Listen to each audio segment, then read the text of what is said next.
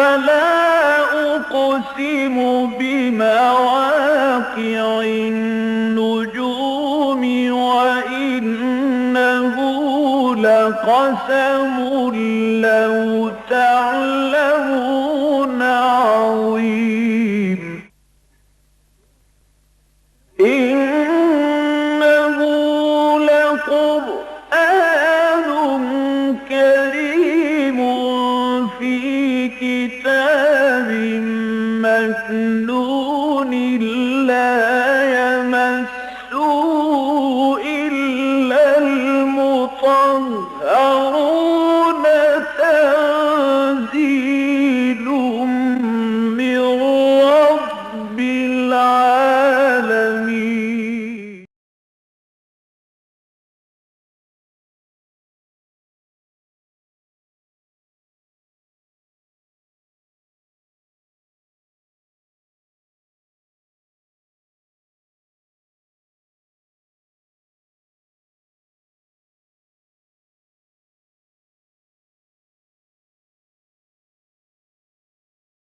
بسم الله الرحمن الرحيم. ما كان لله أن يتخذ من ولد سبحانه إذا قضى أمرا ما يقول له كن فيكون وإن الله ربي وربكم فاعبدوه هذا صراط مستقيم. فاختلف الأحزاب من بينهم فويل للذين كفروا من مشهد يوم عظيم. أسمع بهم وأبصر يوم يأتوننا لكن الظالمون اليوم في ضلال مبين. وأنذرهم يوم الحسرة إذ قضي الأمر وهم في غفلة وهم لا يؤمنون. إنا نحن نرث الأرض ومن عليها وإلينا يرجعون. واذكر في الكتاب إبراهيم إنه كان صديقا نبيا إذ قال لأبيه يا أبت لم تعبد ما لا يسمع ولا يبصر ولا يغني عنك شيئا يا أبت إني قد جاءني من العلم ما لم يأتك فاتبعني أهدك صراطا سويا. يا أبت لا تعبد الشيطان إن الشيطان كان للرحمن عصيا. يا أبت إني أخاف أن يمسك عذاب من الرحمن فتكون للشيطان وليا. قال أراغب أنت عن آلهتي يا إبراهيم لئن لم تنته لأرجمنك واهجرني مليا. قال سلام عليك سأستغفر لك ربي إنه كان بي حفيا. صدق الله العظيم. رب اشرح لي صدري ويسر لي أمري واحلل عقدة من لساني يفقهوا قولي اللهم ألهمنا رشدنا واعذنا من شرور أنفسنا آمین یا رب العالمین۔ حضرات سورہ مریم ہمارے زیر درس ہے، اس کے 2 رکوع تقریباً ہم پڑھ چکے ہیں، اگرچہ چند آیات باقی رہ گئی تھیں۔ ذہن میں تازہ کر لیجئے کہ سورہ مبارکہ کا آغاز حضرت زکریا علیہ السلام کے ذکر سے ہوا تھا۔ ذکر رحمت ربک عبدہ زکریا، آپ کے رب کی جو خصوصی رحمت ہوئی، خصوصی فضل ہوا اللہ کے بندے زکریا علیہ السلام پر، اس کے ذکر سے اس سورہ مبارکہ کا آغاز ہوا۔ تو پہلے رکوع میں حضرت زکریا سے آغاز کلام ہے، اور ساتھ ہی حضرت یحییٰ علیہ السلام کا تفصیل سے ذکر، اور دوسرا رکوع ہے کہ جس میں حضرت مریم سے کلام کا آغاز ہوا۔ وَاذْكُرْ فِي الْكِتَابِ مریم، اے نبی صلی اللہ علیہ وسلم ذرا ان کے سامنے ذکر کیجئے، یہ حالات بیان کیجئے اس کتاب میں، قرآن حکیم میں، حضرت مریم کے، اور انہی کی مناسبت سے پھر حضرت عیسیٰ علیہ السلام کا ذکر بڑی تفصیل سے ہوا۔ جو حصہ ہم پڑھ چکے ہیں صرف اس کو ذہن میں تازہ کر لیجئے۔ اللہ تعالیٰ کا خصوصی ایک کلمہ تھا جس کے نتیجے میں حضرت مریم سلام علیہا حاملہ ہوئی ہیں، اس بستی سے یا بیت المقدس کے جس کے ہیکل میں ان کے لیے ایک حجرہ مخصوص کر دیا گیا تھا، وہاں سے منتقل ہو گئی شہر سے تقریباً 8-10 میل کے فاصلے پر، جسے آج بیت اللحم کے نام سے آپ جانتے ہیں۔ وہی بیت اللحم ہے کہ جہاں ولادت ہوئی حضرت عیسیٰ علیہ السلام کی۔ وہ تمام آیات ہم نے پڑھی کہ جس میں وہ ذکر ہے اس ولادت کا بھی، پھر جس تکلیف کے مرحلے سے وہ گزری، اور ان کے دل میں یہ خیال بھی گزرا یا لیتنی مت قبل ھذا وکنت نسیا منسیا، کاش کہ میں مر چکی ہوتی اور یہ دن جو میری زندگی میں آیا ہے کہ میں بغیر شادی کے بندھن کے ایک بیٹی کی ماں بن گئی ہوں، اور ظاہر ہے کہ اب اس بچے کو لے کر جب اپنی بستی میں جاؤں گی تو کیا میرا جو ہے معاملہ ہوگا، کس طرح وہ لوگ میرے ساتھ کیا سلوک کریں گے۔ تمام اندیشے تھے کہ جو یقیناً ان کے اوپر وہ کیفیت طاری ہوئی کہ ان کی زبان سے یہ الفاظ نکل گئے، یا ان کے دل میں یہ خیال آیا یا لیتنی،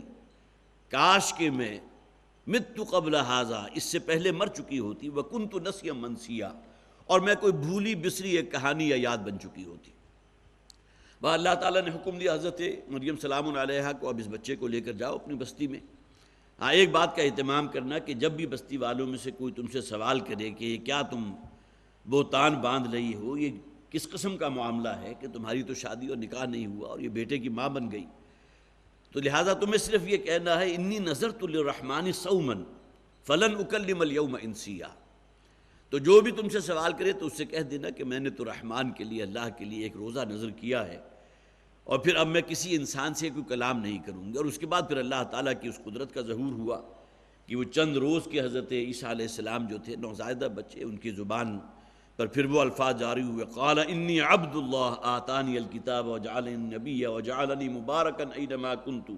واوصانی بالصلاۃ والزکاۃ ما دمت حیا۔ اب ظاہر ہے کہ وہ جو بھی مجمع اس وقت موجود تھا وہ بالکل حیران اور سراسیمگی کے عالم میں ہو گیا کہ ایک بچہ جو چند روزہ ہے اور ایک مکمل بھرپور مردانہ آواز میں وہ خطاب کر رہا ہے، انی عبد اللہ، میں اللہ کا بندہ ہوں، آتانی الکتاب وجعلنی نبی، اللہ تعالیٰ نے مجھے کتاب عطا فرمائی ہے اور مجھے نبی بنا کر بھیجا ہے۔ یہ تمام واقعات تھے جو تھے ہم نے پڑھ چکے ہیں۔ اب آئیے آگے، ما کان للہ ان یتخذ من ولد سبحانہ۔ اب اگلے الفاظ جو ہیں یہ اللہ تعالیٰ کے لیے ہیں، اگرچہ پورا کلام ہی اللہ کا ہے، لیکن اس سے پہلے جو الفاظ ہم پڑھ رہے تھے وہ گویا کہ حضرت مریم کو بھی کہا گیا، پھر اللہ تعالیٰ کی طرف سے جو حکم ہوا، اور پھر حضرت مریم کے وہ حضرت عیسیٰ علیہ السلام کے وہ 5 یا 6 آیات ہیں، وَبَرًّا بِوَالِدَتِي وَلَمْ يَجْعَلْنِي جَبَّارًا شَقِيًّا وَالسَّلَامُ عَلَيَّ يَوْمَ وُلِدتُّ وَيَوْمَ أَمُوتُ وَيَوْمَ أُبْعَثُ حَيًّا ذَلِكَ عِيسَى ابْنُ مریم۔ یہاں تک کہ جو الفاظ تھے وہ حضرت عیسیٰ علیہ السلام کے تھے، اور اس کے بعد پھر اللہ تعالیٰ فرما رہا ہے یہ ہے حقیقت عیسیٰ ابن مریم کی۔ عیسائیوں نے انہیں اللہ کا بیٹا قرار دے دیا، الوہیت میں شامل کر دیا، جبکہ حضرت عیسیٰ علیہ السلام اللہ کے بندے تھے، اللہ کے رسول تھے۔ یہ الگ بات ہے کہ ان کی پیدائش جو ہوئی ہے وہ خالصتاً خرق عادت معاملہ تھا، جو گویا کہ لوگوں کے لیے بالکل ایک انوکھی بات تھی کہ ان کی شادی نہیں ہوئی، اور گویا کہ حضرت عیسیٰ علیہ السلام کی پیدائش میں کسی مرد کا یا باپ کا کوئی حصہ نہیں، اللہ تعالیٰ کا ایک کلمہ کن تھا۔ اس لیے کہ وہ الفاظ بھی ہم پڑھ چکے ہیں کہ اللہ تعالیٰ جب کسی شے کا ارادہ فرماتے ہیں فَإِنَّمَا يَقُولُ لَهُ كُن فَيَكُونُ، تو اللہ تعالیٰ فرماتے ہیں ہو جا، اور وہ شے ہو جاتی ہے۔ وَإِنَّ اللَّهَ رَبِّي وَرَبُّكُمْ فَاعْبُدُوهُ، اور یقیناً میرا رب بھی اور تم سب کا رب بھی اللہ ہی ہے، لہٰذا فَاعْبُدُوهُ، اسی کی عبادت اور بندگی اختیار کرو، ھذا صراط مستقیم، یہ ہے وہ سیدھا راستہ۔ گویا کہ اللہ کی بندگی پر قائم رہنا، اللہ کی فرما برداری اختیار کرنا، اللہ کے ہر حکم کی اطاعت کرنا، اور یہ فرما برداری و اطاعت اللہ تعالیٰ کی محبت کے جذبے سے سرشار ہو کر، یہ ہے اصل بندگی جسے قرآن حکیم میں کہا ھذا صراط مستقیم، یہ ہے وہ سیدھا راستہ۔ فاختلف الاحزاب من بینہم، اب مختلف جماعتیں تھیں، اس میں بہت سی روایات ہیں کہ عجیب و غریب عقائد رکھنے والے لوگ بھی موجود تھے، بہرحال ایسے بھی تھے جن کو ہم سب جانتے ہیں جنہوں نے حضرت عیسیٰ علیہ السلام کو اللہ کا بیٹا قرار دے دیا۔ یہودیوں میں وہ جماعت موجود تھی جو انہیں معاذ اللہ ثم معاذ اللہ ولد الزنا قرار دیتے تھے۔ پھر یہ کہ عیسائیوں میں ایک طبقہ وہ بھی موجود تھا کہ جو سمجھتے تھے کہ یوسف نجار سے ان کی خفیہ شادی ہو چکی تھی، نکاح ہو گیا تھا، رخصتی ہو گئی تھی، لہٰذا حضرت عیسیٰ علیہ السلام کی پیدائش کو وہ عام انسان جیسی پیدائش ہی سمجھتے تھے۔ تو فاختلف الاحزاب من بینہم، مختلف جماعتیں اور مختلف گروہ جو تھے ان میں اختلاف رائے پیدا ہو گیا حضرت عیسیٰ علیہ السلام کے بارے میں۔ فویل للذین کفروا من مشہد یوم عظیم، تو تباہی اور بربادی ہے ان لوگوں نے کے لیے جنہوں نے کفر کیا حضرت عیسیٰ کو، گویا کہ جنہوں نے اپنی دانش میں حضرت عیسیٰ علیہ السلام کو سولی پر چڑھوا کر دم لیا۔ یہی کفر ہے جو بدترین صورت میں، جسے آپ شرک کی بدترین قسم کہتے ہیں، شرک فی الذات، اس کے مرتکب ہوئے عیسائی کہ جنہوں نے حضرت عیسیٰ علیہ السلام کے بارے میں یہ عقیدہ قائم کر لیا کہ وہ اللہ کے بیٹے ہیں۔ تو فویل للذین کفروا من مشہد یوم عظیم، وہ جو بڑا دن ہے قیامت کا دن، اس دن کی جو حاضری ہوگی، اس دن جو ان کی پیشی ہوگی تو تباہی اور بربادی مقدر ہوگی ان لوگوں کا۔ اسمع بہم وابصر، تو کیا ہی خوب سنتے ہیں یہ اور کیا ہی اس وقت دیکھ رہے ہیں۔ گویا کہ قیامت کا نقشہ کھینچا گیا کہ آج وہ تمام غیبی پردے ہٹا دیے گئے، جہنم بھی ان کے سامنے جو ہے وہ گویا کہ آگ کا الاؤ جسے آپ کہیے کہ اس کے اندر سے بڑی خوفناک آوازیں بھی نکل رہی ہیں، اور جس طرح آپ کبھی بہت بڑے بوائلر کے قریب سے گزرے ہوں، کسی بڑی فرنس کے قریب سے گزرے ہوں، تو جو اس کے اندر ایک گونج ہوتی ہے، جو اس کے اندر ایک چنگھاڑ ہوتی ہے، تو جہنم کا کوئی تقابل آپ نہیں کر سکتے اس کے ساتھ، اس لیے کہ وہ اللہ کی دہکائی ہوئی آگ ہے، نار اللہ الموقدہ۔ یہ تو انسانوں کی دہکائی ہوئی آگ ہوتی ہے نا، کہ جس کی اتنی چنگھاڑ آپ سنتے ہیں، جس کا اتنا شور ہے، جس کا ٹمپریچر آپ کہاں تک لے جاتے ہیں، اور آپ حضرات کے علم ہے کہ یہی ٹمپریچر جو ہے وہ ملینز آف سینٹی گریڈ تک چلا جاتا ہے جب ایٹامک بلاسٹ ہوتا ہے، اور وہ تمام اینٹ ہو یا کنکریٹ ہو یا لوہا ہو، ہر شے پگھل جاتی ہے۔ یہ تو انسانوں کی دہکائی ہوئی آگ ہے، انسانوں نے ٹیکنیکس استعمال کر کے وہ ٹمپریچر حاصل کیا گیا، اس درجے کا حرارت جو ہے انہوں نے ایکٹین کر لی، لیکن اللہ تعالیٰ کی دہکائی ہوئی نار اللہ الموقدہ، وہ آگ کہ جو اللہ نے دہکائی ہے، اس کے اندر کیا حرارت و تمازت ہوگی۔ لہذا فرمایا گیا اسمع بہم وابصر، وہ خوب دیکھ بھی رہے ہوں گے اور سن بھی رہے ہوں گے، جہنم کی چنگھاڑ بھی ان کے سامنے ہوگی، ان کی سماعت سے ٹکرا رہی ہوگی۔ یوم یاتوننا، جس دن کے وہ حاضر ہوں گے، لیکن الظالمون الیوم فی ضلال مبین، بلکہ یہ ظالم تو وہ ہیں کہ جو آج کھلی گمراہی میں، اس دنیا میں بھی گمراہی کے رستے پر آگے سے آگے بڑھتے چلے گئے، اور ظاہر ہے کہ اس کا انجام جو ہے آخرت میں تباہی اور ہلاکت اور ویل، جہنم کی وہ وادی جس سے خود جہنم بھی پناہ مانتی ہے، یہ تمام چیزیں ان کا مقدر ہوں گی۔ وَأَنذِرْهُمْ يَوْمَ الْحَسْرَةِ إِذْ قُضِيَ الْأَمْرُ، اور اے نبی صلی اللہ علیہ وسلم ذرا انہیں خبردار کیجئے، ڈرائیے وہ دن کہ جسے قرآن نے یہاں یوم الحسرہ کہا، بہت ہی حسرتناک دن ہوگا۔ لیکن یہ حسرتناکی کن لوگوں کے لیے ہوگی؟ جو بدکار ہیں، جو فاسق و فاجر ہیں، جو اللہ تعالیٰ کے حرام و حلال کی کوئی تمیز ان کے نزدیک جو ہے کوئی ترجیح نہیں رکھتی، جو اللہ کے اوامر و نواہی کو پاؤں تلے رونتے رہے ہیں۔ تو یہ وہ لوگ ہیں کہ جن کے لیے وہ دن بہت بڑا ایک حسرت کا دن بن جائے گا،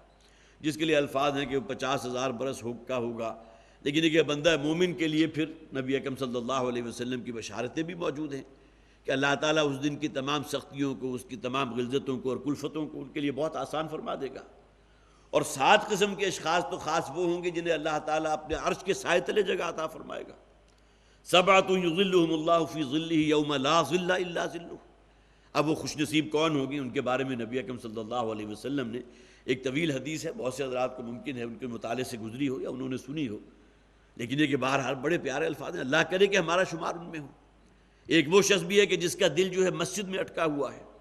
گویا کہ ہر لمحہ وہ منتظر رہتا ہے۔ فجر اور ظہر کے درمیان کا دورانیہ تو ہے کہ جو معاش کے لیے اللہ تعالیٰ نے ایک بہت بڑا ایک جسے کہیے ٹائم سپین نکال دیا نمازوں سے، باقی ہے کہ ظہر کے بعد پھر عصر ہے، پھر مغرب ہے، پھر عشاء ہے، اس کے درمیان تو کوئی فصل ہے ہی نہیں۔ اور وہ کہیں کسی بھی کاروبار دنیاوی میں مصروف ہوں، کہیں کوئی دکان پر بیٹھا ہے، کسی میٹنگ کے اندر ہے، کسی اور بہت ضروری کام میں ہے، لیکن منتظر ہے کہ جیسے ہی آذان کی آواز ان کی سماعت سے ٹکرائے فوراً اللہ کے حضور حاضر ہو جائے۔ قلبہ معلق بالمساجد۔ اسی طرح وہ نوجوان کہ جس کی نشو و نما جو ہے دینداری کے ماحول میں ہوئی، اور ظاہر ہے کہ ایسا نہیں ہے کہ اس ماحول کا اثر جو ہے بہت ہی عارضی تھا، جیسا کہ عام طور پر ہوتا ہے، بہت سے لوگ، بہت سے جو بہرحال نوجوانی کے عرصے میں ایسی تحریکوں کے بھی قریب جاتے ہیں کہ جو دین کے لیے کام کرنے والی تحریکیں احیاء عمل کے اندر جو ہیں وہ تحریکیں پوری طرح کام کر رہی ہیں، لیکن یہ کہ ان کی زندگی کا بقیہ آگے کا دورانیہ دیکھیں تو ان کا کوئی دین کے ساتھ کوئی تعلق ہی نہیں۔ ایسے ایسے لوگ بھی موجود ہیں جو ایسے خانوادے سے متعلق ہیں کہ جو بڑے علمی لوگوں کا خاندان تھا، لیکن یہ کہ دین سے دور پار کا کوئی واسطہ نہیں، بلکہ حد یہ ہے کہ گویا کہ دہریت تک کے مقام تک پہنچ چکے۔ یہ تمام چیزیں، یہ الگ بات ہے کہ اللہ تعالیٰ کے علم کامل میں چونکہ پہلے سے موجود ہے، جیسا کہ اس حدیث کے الفاظ مجھے یاد آئے کہ حضور فرماتے ہیں کہ ایک شخص جو ہے ساری زندگی نیکی والے کام کرتا رہتا ہے، یہاں تک کہ اس کے اور جنت کے درمیان ایک ذراع کا فاصلہ رہ جاتا ہے، ایک ہاتھ کا فاصلہ رہ جاتا ہے، لیکن پھر اس کے بعد پھر وہ بدبختی والے اور فسق و فجور والے عمل کرنے لگتا ہے۔ گویا کہ زندگی کا جو آخری جو ٹائم سپین ہے، زندگی کا پہلا حصہ تو اس نے اطاعت میں بھی اللہ کی بندگی اور تقویٰ کے تحت بسر کیا ہے، لیکن یہ کہ آخری حصہ کہ پھر وہ حدیث کے الفاظ ہیں کہ اللہ تعالیٰ کا جو علم کامل ہے وہ صادق آتا ہے اور وہ اہل جہنم کے سے کام کرنے لگتا ہے اور بالآخر جہنم میں جھونک دیا جاتا ہے۔ اس کے بالکل برعکس مثال ہے اس شخص کی جو پوری زندگی تو بدکاری والے اور فسق و فجور والے عمل کرتا رہا، لیکن یہ کہ پھر آخری عمر میں اللہ تعالیٰ نے اس کو توفیق عطا فرما دی، اس کے اندر طلب صادق پیدا ہے، اس نے دین کے راستے کو اختیار کیا، اس کے لیے بڑی بڑی قربانیاں بھی دی۔ اور ظاہر ہے کہ جو شخص کہیں حرام کے کام اور اس کی چیزوں کے اندر ملوث ہو، اس کے لیے اپنی زندگی کے اندر کوئی تبدیلی پیدا کرنا کوئی آسان کام تو نہیں ہوتی، لیکن اللہ تعالیٰ نے یہ تمام وادیاں جو ہے اس کے لیے آسان فرما دی، اور بالآخر گویا کہ بلکہ اس حدیث کے الفاظ یہ ہیں کہ اہل جہنم کے سے کام کرتا رہتا ہے یہاں تک کہ اس کے اور جہنم کے درمیان ایک ہاتھ کا فاصلہ رہ جاتا ہے، اور پھر وہ اہل جنت کے سے کام کرنے لگتا ہے اور اللہ تعالیٰ جو ہے اسے جنت تک پہنچا دیتا ہے۔ یہ اللہ کے علم کامل میں ہر شے پہلے سے موجود ہے، یہاں کسی درجے میں کوئی جبر نہیں ہے کہ چونکہ ایک شے طے کر دی گئی لہٰذا یوں کر رہے گا۔ اس میں اصل میں یہ بات سمجھ میں بہت آسانی سے آ جاتی ہے اگر ہم اس اعتبار سے اس بات کو ذہن نشین کریں کہ اللہ کے علم کو اپنے علم پر آپ جو ہے اس کا قیاس نہ کیجئے۔ وہ گویا کہ علم کامل کی اعلیٰ ترین مثال جس کے لیے کوئی الفاظ آپ وضع نہیں کر سکتے، اس کے علم کامل میں ہر شخص کے بارے میں ہے کہ یہ کن کن وادیوں میں سے گزرے گا، کہاں کہاں جو ہے وہ ضلالتیں اور گمراہیوں سے ہو کے بالآخر جو ہے سیدھے رستے پر آ جائے گا اور اللہ تعالیٰ اسے جنت تک پہنچا دے گا۔ تو انذرہم یوم الحسرۃ اذ قضی الامر، اے نبی انہیں خبردار کیجیے یوم الحسرہ سے جو بڑی حسرت لیے ہوئے دن ہوگا۔ اب یہاں میں نے خاص طور پر الموجم کے نام سے بہت سے حضرات نے وہ یہ کتاب کا نام بھی سنا ہوگا کہ جس میں ایسے الفاظ کے جو قرآن حکیم میں کتنی مرتبہ استعمال ہوئے ہیں، تو میں نے یوم کا لفظ نکالا اور اس کے ساتھ پھر دیکھا کہ یوم الحسرہ، یوم القیامہ، اس کے لیے 20 الفاظ ہیں جو قرآن حکیم نے استعمال کیے ہیں۔ یوم الآخر، آخرت کا دن، یوم القیامہ، اس سے آپ بھی واقف ہیں، قیامہ اصل میں کہتے ہیں قیام سے، گویا کہ عدالت خداوندی میں کھڑے ہونے کا دن۔ ایک اسے الساعہ کہا جاتا ہے جس کو وہ اس بڑے حادثے کا معاملہ ہے جسے ہم قیامت کے نام سے جانتے ہیں۔ قیامت ہوگی، گویا کہ یہ زمین کے نظام کو تلپٹ کر دیا جائے گا، بڑے بڑے دھماکے ہوں گے، کوئی سور پھونکا جائے گا، اس کائنات کی ہر شے تباہ و برباد کر دی جائے گی، وہ یوم الساعہ ہے۔ یوم القیامہ وہ ہے کہ جب کہ پھر دوبارہ سور میں پھونکا جائے گا اور ہر شخص کو اس کے رب کے حضور کھڑا کر دیا جائے گا، حالت قیام میں ہوگا، یوم القیامہ۔ اسی طرح فرمایا گا یوم لا بیع فیہ ولا خلال، وہ دن جس دن کے کوئی جو ہے کاروبار نہیں ہوگا، کوئی لین دین نہیں ہو سکے گی، انسان کے کام آنے والی شے جو ہے اس کا اپنا عمل ہوگا، اس کا ایمان ہوگا۔ یوم لا ریب فیہ کے الفاظ بھی قرآن میں ہیں۔ یوم یجعل الولدان شیبا، وہ دن کے جو جس کی سختی اور غلظت اس درجے کی ہوگی کہ جس سے بچے بوڑھے ہو جائیں گے۔ اب ظاہر ہے کہ کسی دن کی ہولناکی اور اس کی سختی کا معاملہ کہ جو بچوں کو بوڑھا کر دے گی۔ اسی طرح یوم یقول کن فیکون، قیامت کا دن وہ ہوگا جس دن اللہ تعالیٰ کہے گا یہ پوری اس کائنات کے لیے حکم ہوگا تباہ و برباد ہو جائے، اور وہ ہو جائے گی۔ اسی طرح قیامت کے دن کو یوم مجموع بھی کہا گیا ہے، سورہ ہود میں موجود ہے۔ یوم مشہود بھی کہا گیا، حاضری کا دن، یہ بھی سورہ ہود میں ہے۔ یوم یقوم الحساب بھی کہا گیا، وہ دن جس دن کے حساب و کتاب قائم کیا جائے گا۔ وہ میزان و ترازو اعمال نامہ نصب کیا جائے گا۔ یوم تشخص فیہ الابصار، یہ الفاظ بھی آئے، وہ دن کے جس دن انسان کی نگاہیں پتھرا جائیں گی، چندھیا جائیں گی۔ یوم البعث بھی کہا گیا، دوبارہ جی اٹھنے کا دن۔ یوم الحسرہ، جیسا کہ اسی سورہ مریم میں آپ نے پڑھ لیا، انتہائی حسرت لیے ہوئے دن۔ یوم التناد، چیخ و پکار، آہ و فغا اور نفسا نفسی والا دن۔ یوم التغابن بھی کہا گیا، وہ دن کے جو اصل میں ہار اور جیت کے فیصلے کا اصل دن ہے۔ اس دنیا میں تو کوئی شخص بڑا جیتا ہوا سمجھا گیا اس دنیاوی معیارات کے اعتبار سے، لیکن اس دن معلوم ہوگا کہ یہ بدبخت وہ ہے جو قیامت کے دن ہارے ہوئے میں شمار ہوگا۔ یوم التغابن، ہار اور جیت کے فیصلے کا اصل دن۔ اسی طرح یوم الفصل بھی کہا گیا، فیصلہ کن دن۔ یوم الحق بھی کہا گیا، وہ دن کے جو لازمن ہو کر رہے گا۔ یوم الوعید بھی کہا گیا، یوم الخلود بھی کہا گیا، یوم الخروج بھی کہا گیا، یوم الموعود بھی کہا گیا۔ اب یہ تمام ہے کہ جس کے لیے قرآن حکیم مختلف اسالیب استعمال کرتا ہے لوگوں کو جھنجھوڑنے کے لیے، کہ وہ قیامت کا دن جس کے تم صرف ایک دن کے نام سے جانتے ہو،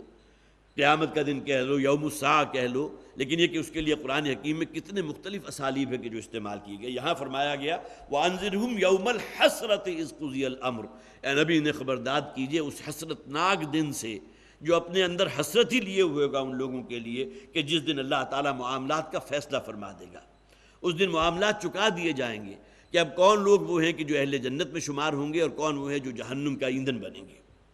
وَهُمْ فِي غَفْلَةٍ وَهُمْ لَا يُؤْمِنُونَ، اور ان لوگوں کا معاملہ یہ ہے کہ یہ غفلت میں پڑے ہوئے ہیں، اسی دنیاوی چکر کے اندر آخرت کو بھول چکے ہیں، قیامت کے دن کو بھول چکے ہیں۔ وَهُمْ لَا يُؤْمِنُونَ، اور وہ ایمان لانے والے نہیں ہیں۔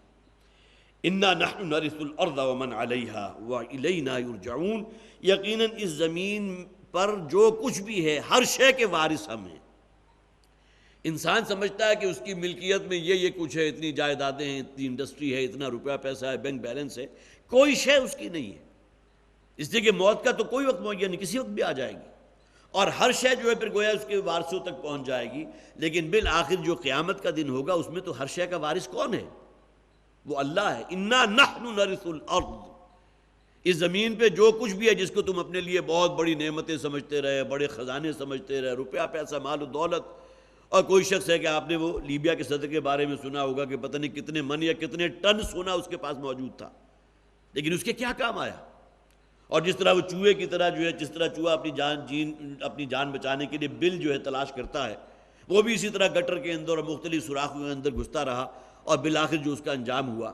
یہ الگ بات ہے کہ اس کے لیے کلمہ خیر کہنے والے لوگ بھی موجود ہیں، اس لیے کہ اس نے اپنے عوام کو جو سہولتیں دی تھی اور جو سوشل سیکیورٹیز کا نظام اس نے قائم کیا تھا، ٹھیک ہے، بد سے بد شخص کے اندر بھی کچھ نہ کچھ جو ہے حسن کا پہلو ہوتا ہے۔ اسی طرح کوئی شخص جو ہے گویا کہ اس کے اندر حسن کے بہت سے پہلو ہیں، لیکن یہ کہ بدی کا بھی کوئی پہلو شامل ہوتا ہے۔ لیکن آپ کو دیکھنا یہ کہ اس کا بالآخر جسے آپ کا یہ طرز تھا کیا، اس کا قبلہ و کعبہ کیا تھا، تو اس حوالے سے وہ ٹنوں سونا بھی اس کے کسی کام نہیں آیا، نہ اس کے کام آیا نہ اس کی اپنی اولاد کے کام آیا۔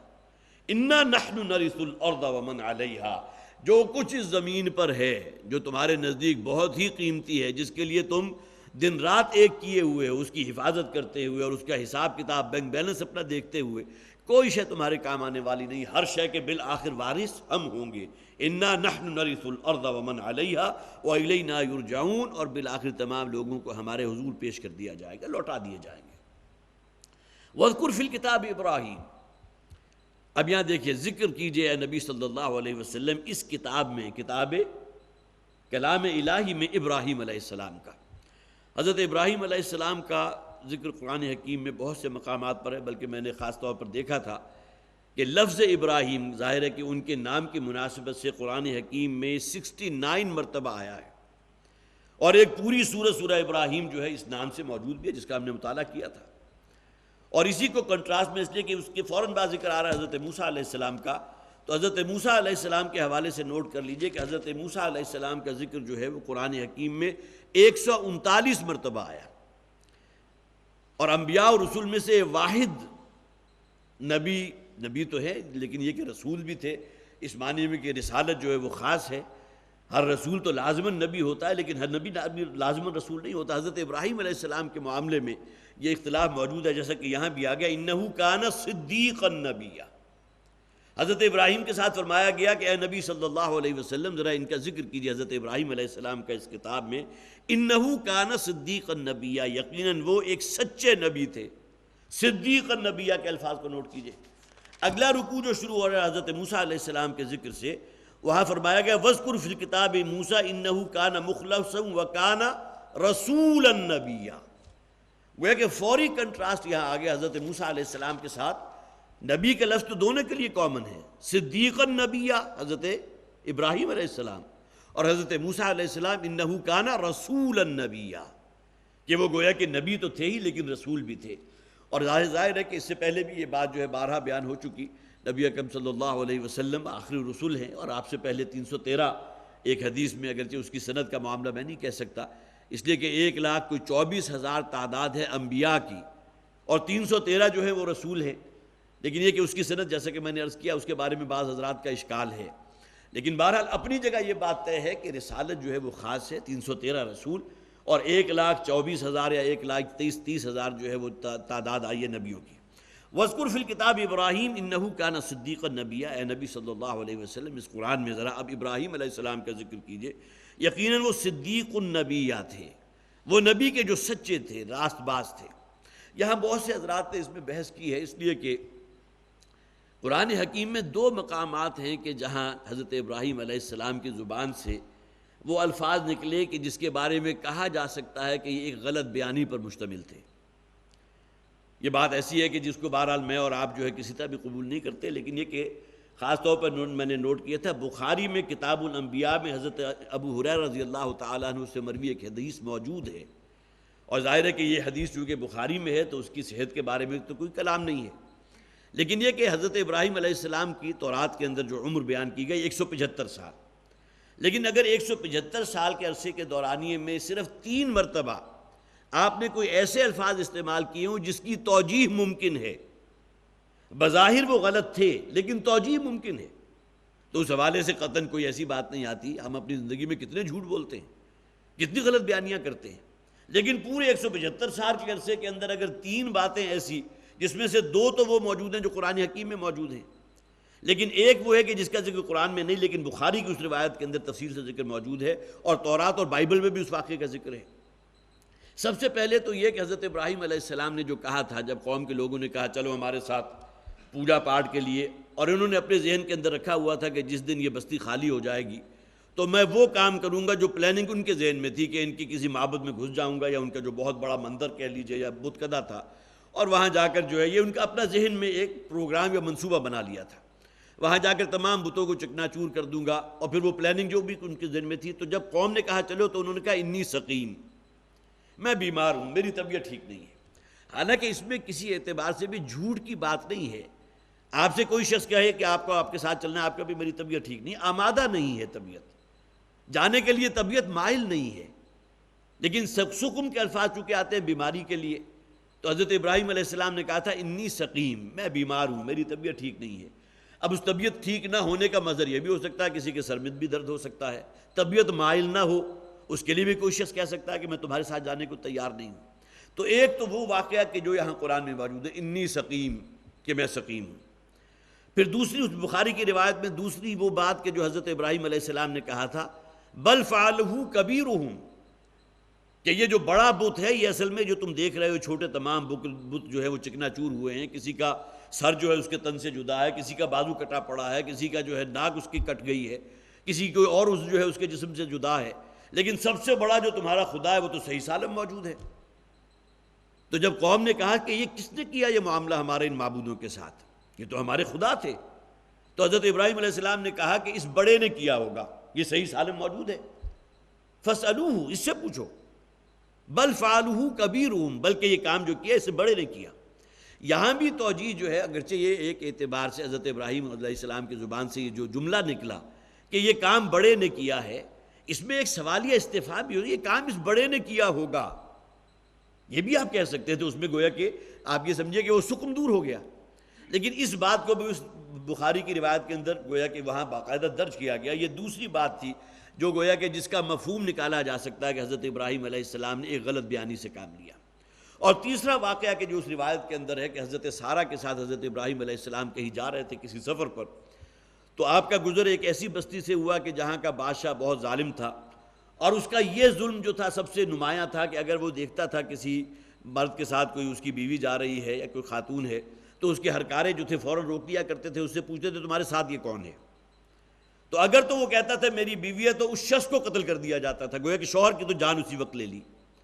اور اس کے بعد اس کی بیوی جو ہے اس کو لے کر حرم میں ڈال لیا۔ تو حضرت ابراہیم علیہ السلام کے پاس جب آئے اور وہ بادشاہ کے ہرکارے نے سوال کیا تو حضرت ابراہیم علیہ السلام نے کہا، اب چونکہ بخاری میں یہ روایت موجود ہے لہٰذا تفصیل سے میں آپ کے سامنے رکھ رہا ہوں، تو حضرت ابراہیم علیہ السلام نے اس کے سوال پر کہ تمہارے ساتھ یہ کون ہے، تو حضرت ابراہیم نے کہا یہ میری بہن ہے۔ اب یہ بھی گویا کہ ایک بظاہر جسے آپ کہیے غلط بیانی والی بات ہے، لیکن یہ کہ یہاں اس کی تعویل کی جا سکتی ہے کہ گویا کہ شوہر اور بیوی جو ہے دینی اعتبار سے بہن بھائی کے رشتے میں ہے،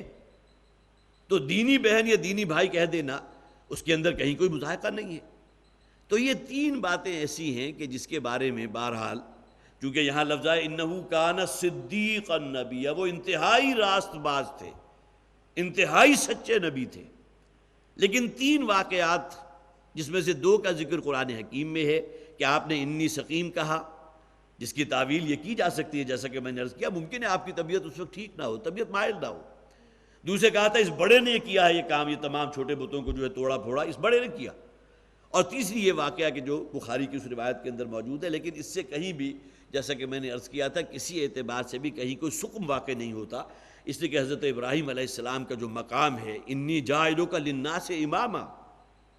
اللہ تعالیٰ نے حضرت ابراہیم علیہ السلام سے کہا تھا کہ اے ابراہیم میں تمہیں تمام انسانوں کا امام بنانے والا ہوں۔ واتخذ اللہ ابراہیم خلیلا، اللہ تعالیٰ نے ابراہیم علیہ السلام کو اپنا دوست بنا لیا۔ اب یہ وہ گویا کہ بلند درجات ہیں، بلند مقامات ہیں، اس کے اندر ان تین باتوں کی کوئی اہمیت باقی نہیں رہتی، لیکن پھر بھی میں نے چونکہ بہت سی مفسرین نے اس مقام کے اوپر اس بحث کو چھیڑا، لہذا میں نے چاہا کہ آپ حضرات کی گوش گزار یہ بات کر دوں۔ تو وَاذْكُرْ فِي الْكِتَابِ إِبْرَاهِيمَ إِنَّهُ كَانَ صِدِّيقًا نَبِيًّا إِذْ قَالَ لِأَبِيهِ يَا أَبَتِ لِمَ تَعْبُدُ مَا لَا يَسْمَعُ وَلَا يُبْصِرُ وَلَا يُغْنِي عَنْكَ شَيْئًا، اور جب کہ کہا انہوں نے اپنے والد سے یا ابتی، اب یہ بہت ہی پیار بھرا انداز ہے، اے میرے پیارے ابا جان، اور جس طرح کوئی شخص بھی ابا جانی کہہ دیتا ہے یا ابا کے لیے اور کوئی الفاظ استعمال کر لیتا ہے، ابی جان کے الفاظ استعمال کر لیتا ہے، تو یا ابتی، اے ابا جان، اے میرے پیارے والد، لِمَ تَعْبُدُ مَا لَا يَسْمَعُ وَلَا يُبْصِرُ وَلَا يُغْنِي عَنْكَ شَيْئًا، آپ کیوں پرستش کرتے ہیں، کیوں عبادت کرتے ہیں؟ عبادت کے لفظ کو نوٹ کیجئے، اس لیے کہ آگے آ رہا ہے کہ لا تعبد الشیطان، ابا جان شیطان کی عبادت نہ کیجئے۔ حالانکہ شیطان کی مجسم تو ان لوگوں کے سامنے موجود نہیں تھا کہ جس کی عبادت و بندگی کی جا رہی ہو، لیکن یہ کہ شیطان ہی کے دکھائے ہوئے رستے ہیں، یہ شرک ہے، یہ خرافات ہیں، یہ ضلالتیں ہیں، گمراہیاں ہیں، یہ رستے کس نے دکھائے؟ شیطان نے دکھائے۔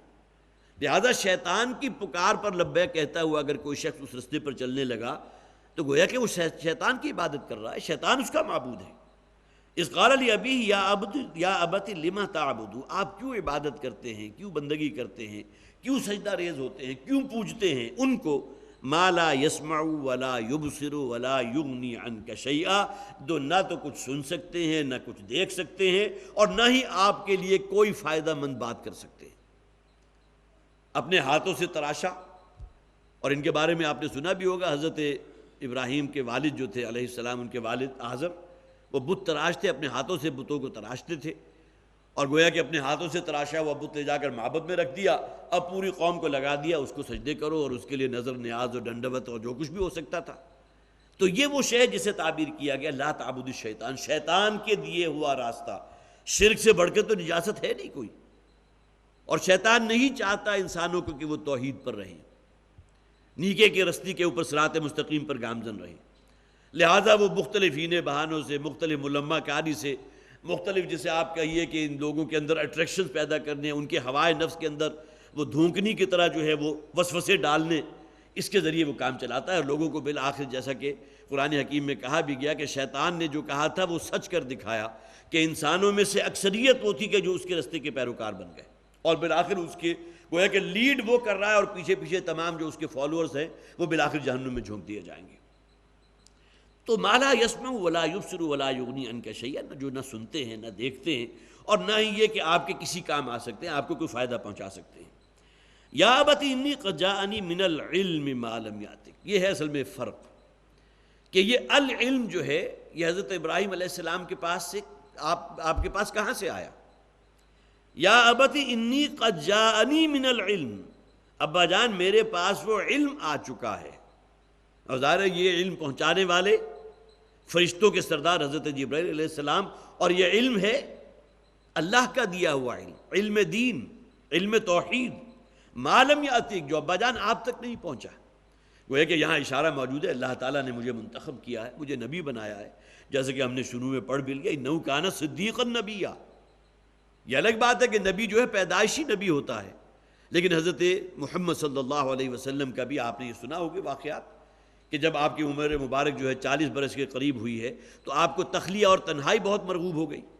بستی سے نکل جایا کرتے تھے، اور غار ہرا کتنے فاصلے پر ہے، وہاں پہنچتے تھے اور کئی دن اور کئی راتیں جو ہے وہاں غور و فکر کرتے رہتے تھے، اس کائنات کی گتھیوں کو سلجھاتے تھے، تاں کہ ایک دن جو ہے وہ شاہ درا یا دروازہ اللہ تعالیٰ نے کھول دیا اور وہ سلسلہ وہی جو ہے وہ شروع ہو گیا. تو نبی کی زندگی کے اندر یہ مراحل آتے ہیں، غور و فکر ہے، تجسس بھی ہے.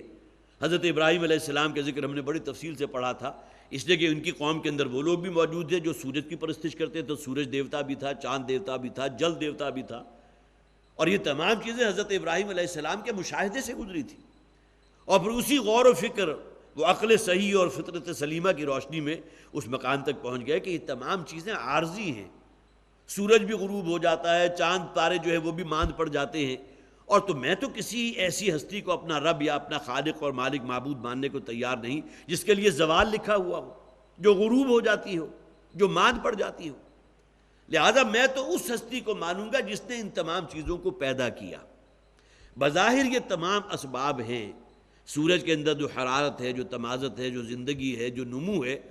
اس زمین کے اندر جو قوت نمو رکھی ہے، اس پانی کے اندر جو قوت سیرابی ہے، آپ کی پیاس کو جو ہے رفع کرتی ہے، یہ تمام چیزیں جس ہستی نے اس کے اندر یہ اوصاف رکھے ہیں،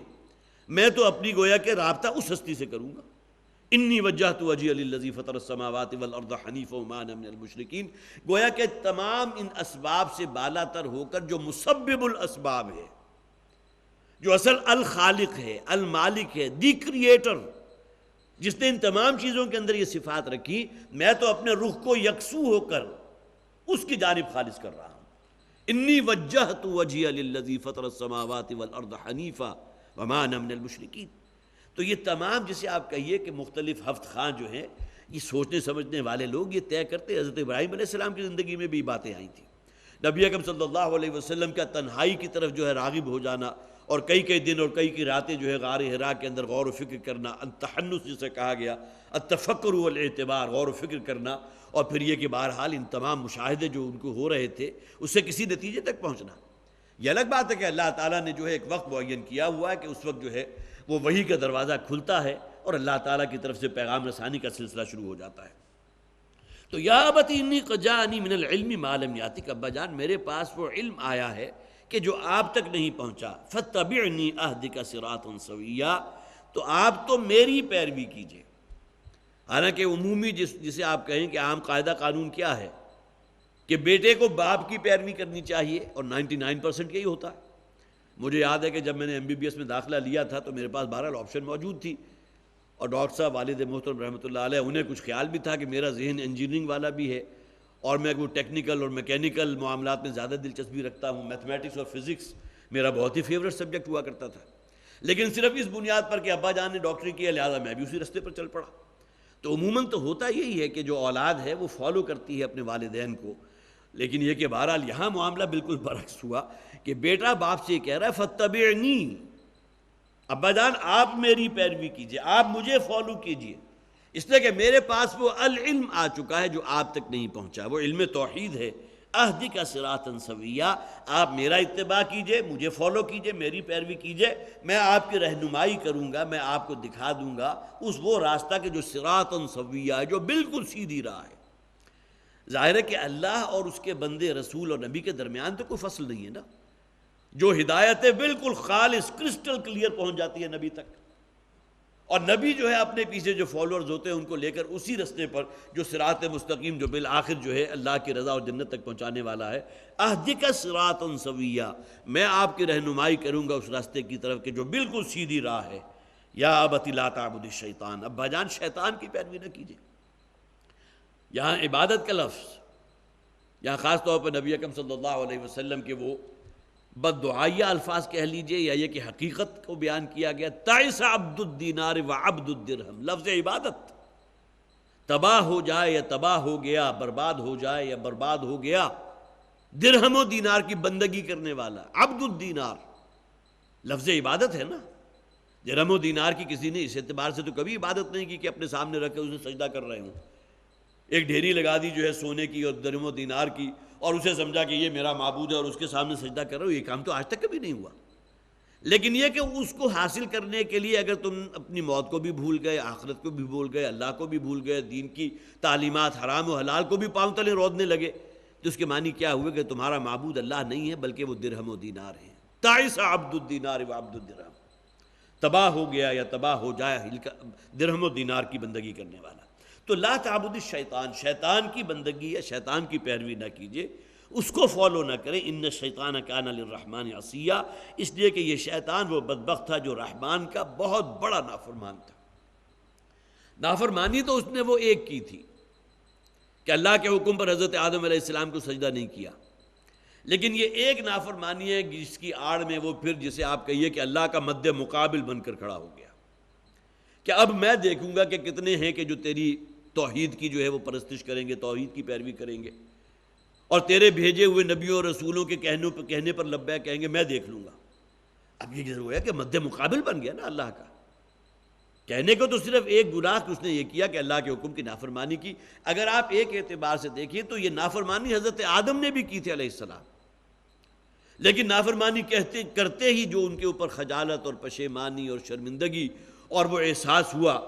کہ فوراً جو ہے اپنے رب سے وہ کلمات طلب کی، فَتَلَقَّى آدَمُ مِن رَبِّهِ كَلِمَاتٍ فَتَابَ عَلَيْهِ، جس کا ذکر قرآن میں موجود ہے کہ اللہ تعالیٰ نے پھر حضرت آدم علیہ السلام کو وہ کلمات تلقین فرمائے کہ جس کے ذریعے پھر حضرت آدم علیہ السلام نے توبہ کی اللہ کے حضور، رَبَّنَا ظَلَمْنَا أَنفُسَنَا وَإِن لَّمْ تَغْفِرْ لَنَا وَتَرْحَمْنَا لَنَكُونَنَّ مِنَ الْخَاسِرِينَ۔ تو یہی نافرمانی اور معصیت کی تھی شیطان نے بھی، لیکن اس کی آڑ کے اندر پھر وہ گویا کہ اللہ کا مد مقابل اور ضد اور ہٹ درمی اور حسد کہ آدم جو ہے جو مسجود ملائک بنا دیا گیا اور مجھے بھی کہا گیا کہ اس کے سامنے سجدہ ریز ہو جاؤ، جبکہ اب میں دیکھوں گا کہ قیامت تک کتنے لوگ ہیں کہ جو اس توحید کے رستے پر رہیں گے، قائم رہ سکیں گے، اور کتنے لوگ ہیں کہ جو تیرے بھیجے ہوئے نبیوں اور رسولوں کی پیروی کریں گے۔ اور جیسا کہ میں نے عرض کیا، قرآن حکیم نے اس حقیقت کو تسلیم کیا ہے کہ آدم نے جو بات کہی تھی وہ سچ کر دکھائی، اس لیے کہ انسانوں کی عظیم اکثریت وہی تھی کہ جس نے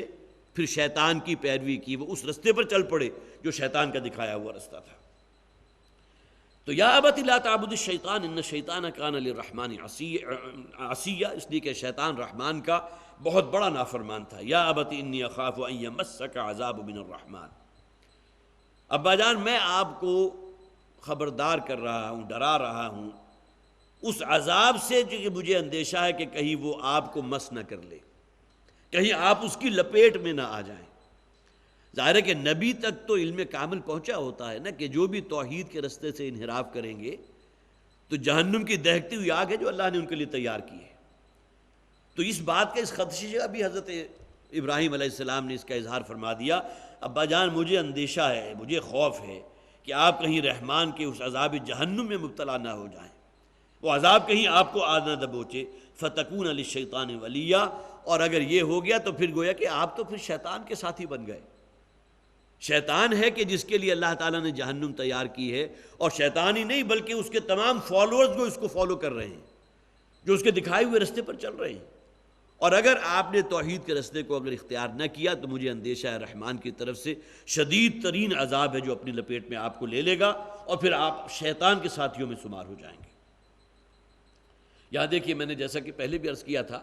اس سورہ مبارکہ کے اندر یہ لفظ رحمان جو ہے غالباً 16 یا 17 مرتبہ استعمال ہوا۔ اس سورت کا آغاز ہوا تھا بالکل شروع میں جو فرمایا تھا وَاذْكُرْ ذِكْرُ رَحْمَتِ رَبِّكَ عَبْدَهُ زَكَرِيَّا، اللہ کی رحمت کا ذکر تھا کہ جس سے آغاز ہوا سورہ مبارکہ کا۔ اور یہاں دیکھیے ان دونوں آیات میں یا ابت انی اخاف ان یمسک عذاب من الرحمن، رحمان کا عذاب کہیں آپ کو نہ آ دبوچے۔ اور اس سے پہلے ہم نے کیا پڑھا تھا، ان الشیطان کان للرحمن عصیا۔ دونوں آیات جو یک بعد دیگرے آ رہے ہیں اس میں رحمان کا لفظ آیا، اور جیسا کہ میں نے عرض کیا تھا رحمان کا جو لفظ ہے اللہ تعالیٰ کے اسماء الحسنی میں سب سے زیادہ خوبصورت نام ہے، جس میں اللہ تعالیٰ کی رحمت جو ہے وہ ایک ٹھاٹھے مارتے ہوئے سمندر کی طرح ہے، ایک ہیجانی کیفیت ہے، ہر شے کو اپنی آغوش میں لینے کے لیے بےتاب۔ قال اراغب انت عن آلہتی یا ابراہیم۔ اب دیکھیے معلوم ہوتا ہے حضرت ابراہیم علیہ السلام کی بار بار کی یہ نصیحتیں تھیں، بار بار کا اپنے والد کو ٹوکنا تھا، اور ظاہر ہے کہ ایک بہت ہی سعادت مند نوجوان تھے، اور جس طرح سعادت مند بیٹے کے اندر جو ہے باپ کے لیے ادب بھی ہے، احترام بھی ہے، خواہ باپ مشرک ہی کیوں نہ ہو، بدکار ہی کیوں نہ ہو، لیکن یہ کہ اس کے لیے نیک جذبات تو ہوں گے، محبت تو ہوگی۔ تو حضرت ابراہیم علیہ السلام نے وہ تمام جتنے بھی قرینے ہو سکتے تھے ادب کے، احترام کے، وہ تمام یقیناً ملحوظ خاطر رکھتے ہوئے یہ باتیں پہنچائی ہوں گی، بہت ہی جیسے آپ کہیے دل سوزی کے ساتھ، اس لیے کہ جس یقینی علم تک حضرت ابراہیم علیہ السلام پہنچ چکے تھے، جس کے بارے میں ذکر بھی ہو گیا کہ انی قد جاءنی من العلم ما لم یاتک، میرے پاس تو وہ علم آ چکا ہے ابا جان جو آپ تک نہیں پہنچا، وہ علم وہی ہے، لہٰذا اس کی روشنی کے ذریعے جو ہے میں آپ کو خبردار کر رہا ہوں کہ مجھے اندیشہ ہے کہ رحمان کا کہیں عذاب جو ہے وہ آپ کو اپنی لپیٹ میں نہ لے لے۔ قال اراغب انت عن آلہتی یا ابراہیم، تو باپ نے کہا ابراہیم کیا تم میرے آلہہ سے بالکل ہی بیزار ہو چکے ہو اور مجھے بھی بدظن کر رہے ہو، مجھے بار بار کہ تمہاری یہ پند و نسا ہے اور بار بار جو ہے مجھے ٹوکنا، اب یہ گویا کہ میرے لیے ناقابل برداشت ہو چکا۔ کوئی بات ایک دفعہ ہوتی ہے، دو دفعہ ہوتی ہے، لیکن یہ کہ باہر اس میں ظاہر ہے کہ آپ اسے چشم تصور میں دیکھ سکتے ہیں کہ حضرت ابراہیم علیہ السلام اسی گھر میں رہتے ہیں اور اپنے والد کو دیکھتے ہیں کہ اپنے ہاتھ سے جو ہے وہ پتھر لیا، اسے تراشا، اس کے اندر سے ایک بت برآمد کر دیا۔ وہ بڑے خوبصورت الفاظ ہیں نا کہ کسی بچے نے اپنے باپ سے پوچھا تھا کہ یہ آپ نے جو بت بنا دیا یہ کہاں سے آیا؟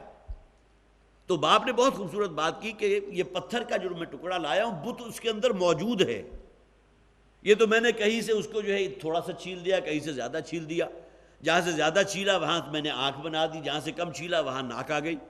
باقی تھوڑے تھوڑے جو ہے تراش خراش کر کے وہ بت تو اس پتھر کے اندر موجود تھا۔ تو اب یہ تمام چیزیں جو ہے غالباً شیخ سعدی کا یہ ایک بہت ہی پیارے جو حکایات ہوتی ہیں اس کے اندر ہے کہ وہ شے تو اس کے اندر موجود تھی، وہ تو اصل میں کچھ پردے تھے، کہیں سے تھوڑا سا جو ہے اس کے اوپر سے چپ آف کیا، کہیں سے زیادہ چپ آف کر دیا، اور بالآخر اسی پتھر کے اندر سے ایک مجسمہ جو ہے تراش کے کھڑا کر دیا۔ سنگ مرمر کا ایک ہی پتھر ہے، لیکن اس سے آپ کے جو ہے جو بھی تراشنے والے ہوتے ہیں بہت خوبصورت کوئی جو ہے فرض کیجئے گھوڑا بنا دیا ہے، یا کہ خوبصورت مور اسی پتھر سے انہوں نے برآمد کر دیا، وہ مور یا گھوڑا اس کے اندر موجود تھا، وہ تو اس کے تراش گر کا جو عمل تھا اس کے نتیجے کے اندر سے اس نے وہ تمام پردے ہٹا دیے اور اندر سے وہ شے برآمد ہو گئی۔ تو اراغب انت عن آلہتی یا ابراہیم، یہ جو بت گری میں کر رہا ہوں یا بت تراشی جو ہو رہی ہے، تو کیا تم مجھے جو ہے ان سے بیزار کرنا چاہتے ہو، خود بھی بیزار ہو؟ لئن لم تنتہی لارجمنک واہجرنی ملیا، اگر تم باز نہ آئے، لئن لم تنتہی، یہ واعظ و نصیحت اور یہ جو تم بار بار مجھے تبلیغ کرتے ہو اور بار بار ٹوکتے ہو، اگر تم نے آئندہ یہ معاملہ کیا اور اس اپنی روک ٹوک سے باز نہ آئے، لارجمنک، میں تمہیں رجم کر دوں گا۔ اب یہ خوفناک ترین الفاظ ہیں جو کوئی شخص استعمال کر سکتا ہے۔ ایک یہ بھی ہو سکتا تھا میں تمہیں قتل کر دوں گا، میں تمہاری جان لے لوں گا، میں تمہارے جسم تمہارے جو ہے تمہارا سر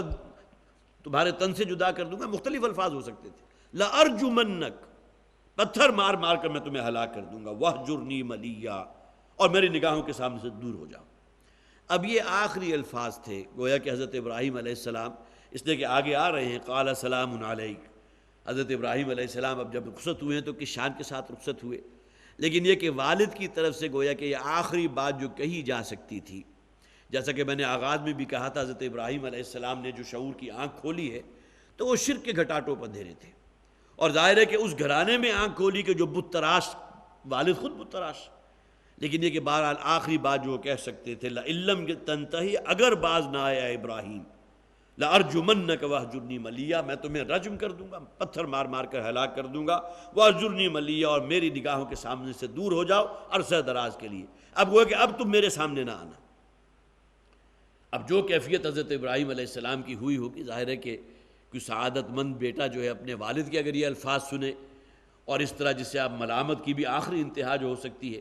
تو حضرت ابراہیم علیہ السلام اس کے باوجود بہت ہی تحمل اور برداشت کے ساتھ، یہ نہیں ہوا کہ جواب میں وہ بھی کہیں کسی اعتبار سے تلخی کر دیتے، معاذ اللہ، اس کا ظاہر ہے کسی درجے میں بھی امکان نہیں تھا۔ قال سلام علیک، حضرت ابراہیم علیہ السلام وہاں سے رخصت ہوئے تو سلام کہتے ہوئے والد سے کیا کہا؟ سلام علیک، آپ پر سلامتی ہو۔ گویا کہ اللہ کرے کہ آپ اسلام قبول کر لیں، آپ اس کی تعبیر یہ کریں گے نا، سلامتی تو اسی پر ہوگی کہ جو اسلام قبول کر لے گا۔ سلام علیک، عام طور پر یہ اشکال آتا ہے کہ آپ کو اگر کوئی جسے آپ جانتے بھی ہوں کہ عیسائی ہے یا ہندو، وہ اگر آپ کو السلام علیکم کہے تو کیا کہیں؟ تو ظاہر ہے اس کے بارے میں جو ہے انسان فوری طور پر ریفلیکس ایکشن یہ ہوتا ہے، فوراً وعلیکم السلام کہہ دیتا ہے، یہ کام مجھ سے بھی ہو جاتا ہے۔ لیکن یہ کہ اس کے بارے میں بہرحال الفاظ موجود ہیں کہ اس میں کہا گیا وَالسَّلَامُ عَلَىٰ مَنِ اتَّبَعَ الْهُدَىٰ، سلامتی ہو اس شخص پر کہ جس نے الہدا کو قبول کر لیا۔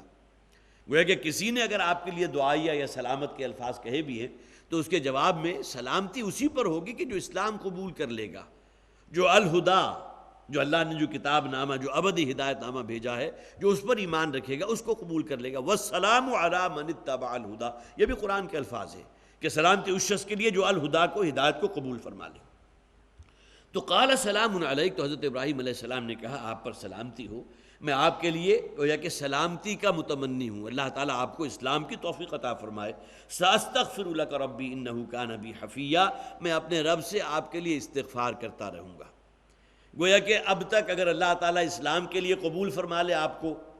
تو اس سے پہلے کہ جتنے بھی گناہ ہیں ان کے لیے اللہ کے حضور میں خاص دعا کروں گا، اللہ تعالیٰ ان کو معاف فرما دے گا۔ یہاں اس کی تعبیر یہی کی جائے گی، اس لیے کہ بہرحال یہ بات جو ہے پھر وہ بیان بھی ہو گئی تھی کسی اور صورت میں، وہ اس وقت مجھے یاد نہیں ہے اس کا حوالہ، کہ جہاں فرمایا گیا تھا کہ کسی شخص کو یہ زیب نہیں دیتا کہ اپنے مشرک والدین کے لیے استغفار کرے، اور اسی موقع پر ذکر کر دیا گیا حضرت ابراہیم علیہ السلام کا کہ ہاں ایک استثناء ہے کہ حضرت ابراہیم نے کہا تھا اپنے والد کے لیے جو شرک پر قائم رہے تھے، جب وہ گھر سے رخصت ہوئے تو یہ الفاظ اس وقت تھے، اس لیے کہ ابھی آئندہ امکان تھا اس بات کا کہ اللہ تعالیٰ انہیں اسلام کی ہدایت دے دے، اسلام کے رستے کے لیے قبول فرما لے۔ لیکن یہ کہ جب انہیں معلوم ہو گیا کہ اب یہ واپس آنے والے نہیں ہیں، یا ان کی زندگی ہی میں ان پر یہ آشکار ہو گئی بات کہ ان کا انتقال ہو گیا، اور جبکہ انہوں نے اسلام قبول نہیں کیا تھا، توحید کے رستے پر نہیں آئے تھے، تو پھر الفاظ یہ کہ پھر حضرت ابراہیم علیہ السلام نے اعلان برات کیا اس استغفار سے کہ جس کا وعدہ انہوں نے کیا تھا۔ اس لیے کہ استغفار کا وعدہ تو اسی کے لیے ہے کہ جو سلامتی کے رستے کو اختیار کر لے۔ تو اس حوالے سے اس بات کو جو ہے یہاں فرما دیا گیا، قال سلام علیک ساستغفر لک ربی انہ کان بی حفیہ، میں آپ کے لیے اپنے اللہ کے حضور دعا گو رہوں گا، آپ کے گناہوں کے استغفار کرتا رہوں گا، آپ کی ہدایت کے لیے سراپا دعا رہوں گا، اور اللہ سے جو ہے اس تمنا کا اظہار کرتا رہوں گا کہ اللہ تعالیٰ آپ کو اسلام کی دولت عطا فرما دے۔ انہ کان بی حفیہ، یقیناً وہ ذات جو ہے میرا رب جو ہے وہ میرے حق میں بہت ہی مہربان ہے۔ وَأَعْتَزِلُكُمْ وَمَا تَدْعُونَ مِن دُونِ اللَّهِ، اور ساتھ ہی جو ہے اپنا اعلان کر دیا، اور میں اعلان برات کرتا ہوں، چھوڑتا ہوں آپ کو بھی، ظاہر ہے اپنے گھر والوں کو بھی جو بھی ہوں گے، سب سے بڑھ کر تو والد خود موجود تھے جنہوں نے کہہ دیا تھا میرے نگاہوں کے سامنے سے دور ہو جاؤ، تو انہوں نے بھی کہہ دیا اعتزلکم وما تدعون من دون اللہ، اور جن جن کو تم اللہ کے ساتھ جنہوں کو تم نے شریک ٹھہرا رکھا ہے تمام سے اعلان برات کرتا ہوں۔ وادعو ربی، اور میں تو پکاروں گا صرف اپنے رب کو، وہی ہے اس لائق کہ اسے پکارا جائے، وہی ہے حاجت روا، وہی ہے مشکل کشا، وہی ہے ہماری ہر احتیاج اور ہر ضرورت کو پورا کرنے والا۔ عسیٰ اللہ اکون بدعاء رب شقیہ، مجھے امید ہے کہ اپنے رب کو پکارنے کے بعد میں کوئی اللہ کی جناب سے محروم نہیں رہوں گا، شقی نہیں رہوں گا، معاذ اللہ بدبخت نہیں رہوں گا۔ جب اللہ کو پکاروں گا تو اللہ تعالیٰ کی مدد اور اللہ کی تائید اور اللہ کی نصرت مجھے لازماً حاصل ہو کر رہے گی۔ یہاں حضرت ابراہیم علیہ السلام کا ذکر ابھی چند آیات باقی ہیں، لیکن وقت ہمارا ختم ہو گیا۔ حضرت ابراہیم علیہ السلام کی جو شخصیت ہے اس بات کو بھی نوٹ کر لیجئے، وہ یہود ہوں یا نصارہ ہوں، تمام کے لیے جو ہے انتہائی محترم شخصیت۔ ما کان ابراہیم یہودیا ولا نصرانیا ولکن کان حنیفا مسلما، یہودی کہتے تھے حضرت ابراہیم کے بارے میں یہ ہمارے ہیں، عیسائی کہتے تھے ہمارے ہیں۔